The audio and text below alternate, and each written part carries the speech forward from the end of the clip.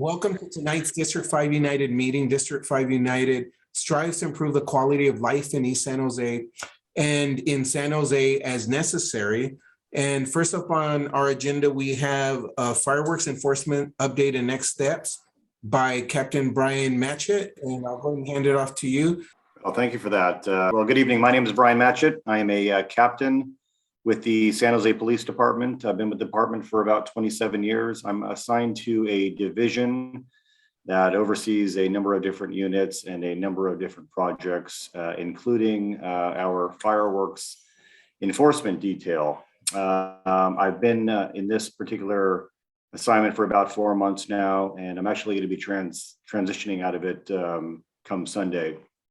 My replacement is a good friend of mine, and our philosophy with respect to the enforcement plan is aligned, which is also aligned with the San Jose Police Department command structure and chief of police.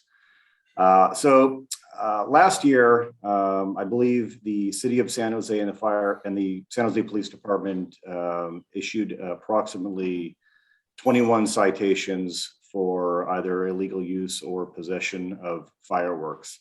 About half of those were issued by the San Jose Police Department, and the other half was issued by code enforcement. It was a combination of on-view issuing of citations to violators, as well as the use of our city's online reporting tool, which all of you can easily access through the City of San Jose website. Some of those citations made its way to the district attorney's office, but more often than not, our city attorney does the filing for violations of the fireworks municipal code. With respect to those 21 citations, many of them are still going through the process of prosecution. As you can imagine, the wheels of justice have been turning slowly ever since COVID.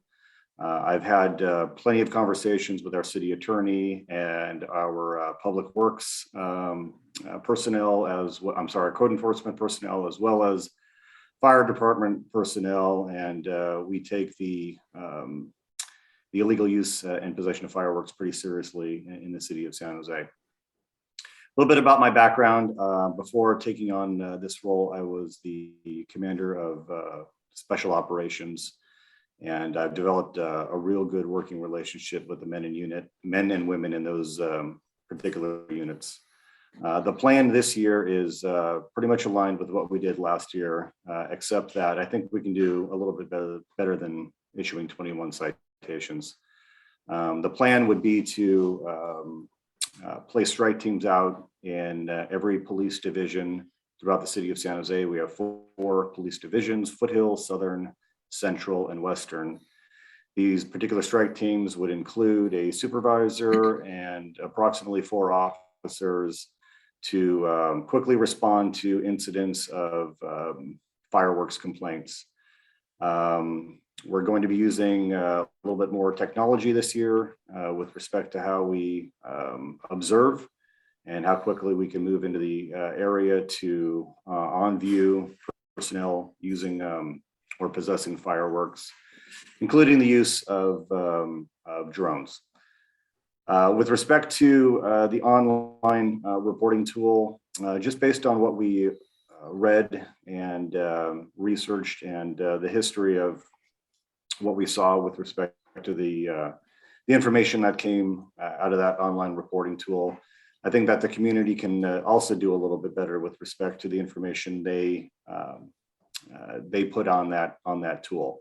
We found that many of the reports were just not actionable because it didn't mention who the violator was, or an address, or a specific location, or include some type of proof of who was involved in the illegal fireworks activity. So prior to our big July 4th holiday, the San Jose Police Department, along with code enforcement and the fire department, will put out several PSAs and information with respect to that tool, how to utilize it properly, and what we would need from the perspective of a successful prosecution from the community.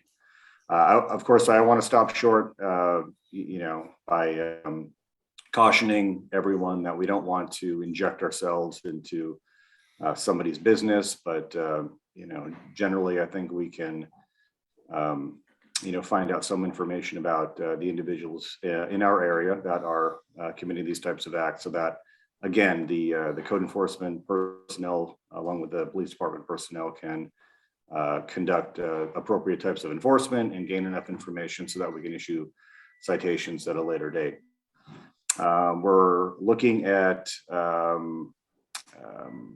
a way to have the community leaders contact the police department on a timely basis.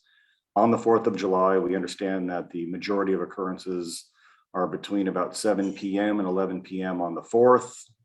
We anticipate several hundred calls into the police department with respect to fireworks activity. So we're looking at ways we can connect to the community, to either our dispatch center or officers in the field on a quicker basis, without overburdening the system, considering that the primary function of the police department is to respond to emergency 911 calls for service. Fireworks falls short of that description. So as we move towards the 4th, we're going to be engaging with our dispatch center, looking at some online reporting tools and social media tools to connect the police department with community leaders a little bit better so that we can respond more appropriately. That is it in a nutshell. I'll be on for several minutes. If there are questions, I would be happy to answer them.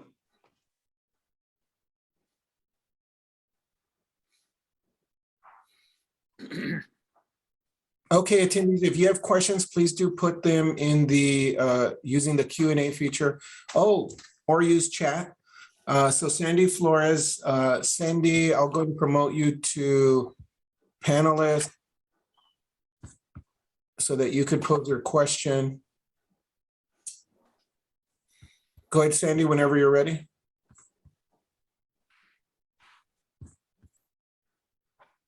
Thank you, Juan. Thank you for taking my call.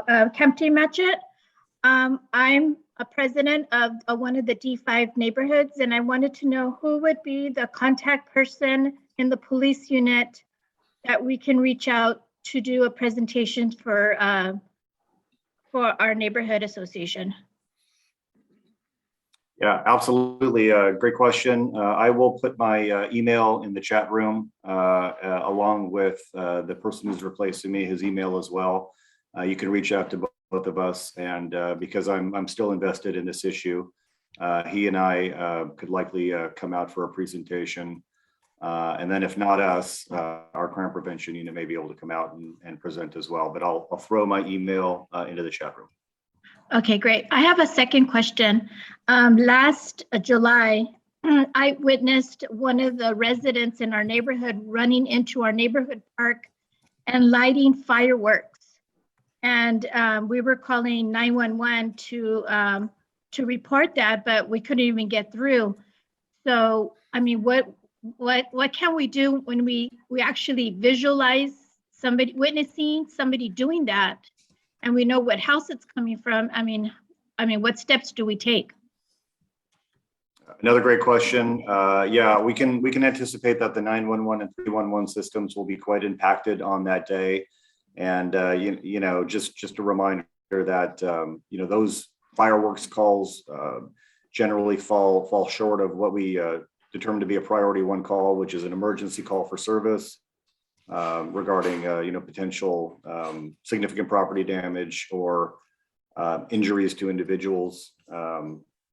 But we are looking at some innovative ways to connect the community with officers directly in the field who are tasked with fireworks enforcement, either through a 911 type system, either having a dedicated dispatcher or through social media connections to supervisors in the field who can then get out there in a timely manner to either on view or connect with the neighbor who's reporting. But I will tell you that that online reporting tool is probably going to be your best bet, especially if you have significant information about who's lighting off the fireworks, the location, and where those individuals reside, and even some video or photographic evidence. You can be your own little investigator on the 4th of July. The online tool is quite a fun tool to use. But once again, we ask that if you're going to use it, you provide sufficient information so that we can follow up, contact the individuals responsible, and issue a citation. Thank you. All right, and next, Scott has a question that he wants me to read and it is, are we raising fines at all? Yeah, I don't know what the fine amount is. I believe it is significant. But I will tell you that my particular interest is getting the numbers up of catching the violators from where we were at last year. I can certainly circle back with you in terms of the fines, but I just don't have that information offhand. I don't think there's been any discussion about increasing fines. I think the discussion is more geared towards, how can we have more of an impact on the 4th of July? Okay, and next from Trudy. Trudy, I tried to make you panelist, but it was not successful, so I'll go and ask it. Trudy wants the potential. What is the potential for preemptive action? So thank you for that. And I didn't really speak to the preemptive action. In the couple of weeks or days leading up to the 4th of July, we do intend to do a little bit more of what we did last year, which is attempting to make some purchases of illicit fireworks online, connecting with those who are selling it illegal in our community, and potentially even some reverses where we attempt to sell them to people who are interested in purchasing them. We did a little bit of that last year. We intend to do that this year, and I think we're just going to hit it a little bit earlier and a little bit more robustly, so we can make more of an impact. This question is for me. Will the offenders that includes all of the offenders from prior years or alleged offenders, I guess? I'm sorry, I don't understand. Will the offenders from prior years? So if John Doe was reported last year, will John Doe receive a notice this year saying, hey, don't do it again, we already know about you, basically? Oh, that's very interesting. That that's not a horrible idea. That's a little bit out of our wheelhouse at the police department, but it would be part of the PSA package, an outreach package we can do. I'll make a note of that. That is an interesting idea to hit something, hit them a little bit early and hit them hard with, hey, don't do the shenanigans you did last year. That was interesting. All right. Trudy wants me to ask about knock and talk. I'm not sure what that is, but you probably do. A knock and talk is a consensual contact with individuals at a particular address.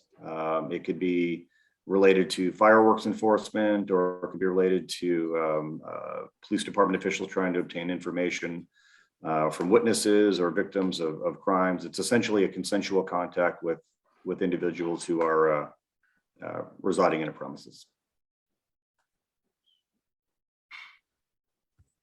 Okay, and then I did receive this question. I don't know if you're prepared to answer, but is there a breakdown of the citations issued, perhaps by council district or zip code or any other demographics? People wonder about that and speculate about that. For example, they might think it's all happening over here, and this is the only place they're cracking down. So any information you provide, I think, is helpful. I can't speak to what the information was from last year on the breakdown of the districts or divisions, but this year we anticipate placing an equal amount of officers and resources in every police division. I shared this in the last meeting, but if you looked at the heat map, which I may be able to share at some point, it appears that the fireworks issue is equal across the board. with a couple of more heavy hotspots occurring in the foothill and southern divisions of the city of San Jose. But our intention would be to have an equal distribution of officers for equal enforcement in all parts of the city. And from what time period to what time period is it? So we plan to bring in several officers on an overtime basis on the 4th of July, but also empower our patrol resources to concentrate on fireworks enforcement that evening as well. We are a 24/7 operation, but the overtime hours for the officers will vary, but they will certainly encompass the more busy hours of 7 p.m. to 11. And we'll also give them, time to, prepare and get out into the field and become operational. So let me just make sure I understand. So let's say in the week prior or leading up to the 4th of July, there will still be enforcement, but this heavy enforcement will happen on the 4th of July only.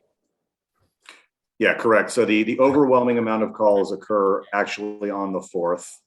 They do trickle off considerably the day before and the day after, significantly the day before and the day after. That doesn't mean that we want to wait till people bring fireworks into our community and possess and utilize them illegally. We're going to try to stop that before that happens with some of the reverse and undercover operations that we can conduct. But the primary enforcement day will be the 4th of July. All right, well, it looks like those are all the questions we had. I want to thank you for coming and presenting information, and I hope you have a wonderful night.